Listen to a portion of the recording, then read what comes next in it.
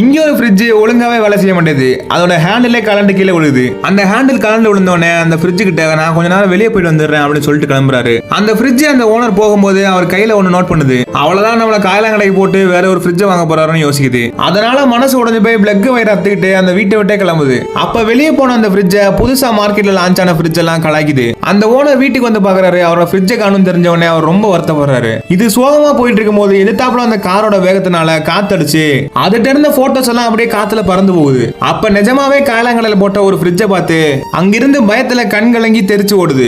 இந்த ஃப்ரிட்ஜ் அழுதுகிட்டு இப்போ ஒரு குப்பை கொட்டுற இடத்துக்கு வந்திருக்கு. இப்ப அது கடைசியா ஒரு ஊஞ்சல்ல உட்காந்துட்டு அதுட்ட இருக்கிற கடைசி போட்டோவையும் தூக்கி போடும் போது அப்ப அந்த ஓனர் வந்து அந்த போட்டோவை பிடிச்சு மறுபடியும் அந்த ஃப்ரிட்ஜ்லயே ஒட்டுறாரு. ஏன் என்ன விட்டு போன அப்படின்னு கேட்டதும், நீ என்ன விட்டுட்டு வேற ஒரு ஃப்ரிட்ஜ் வாங்க போனேன், அதனால நான் வெளியே போனேன் அப்படின்னு சொன்னதும், ஹே நீ தப்பா புரிஞ்சுக்கிட்டேன், நான் உனக்காண்டி ஒரு ஹேண்டில் தான் வாங்க போனேன் அப்படின்னு சொல்லி அந்த ஹேண்டிலையும் எடுத்து பிக்ஸ் பண்ணி அவங்க ரெண்டு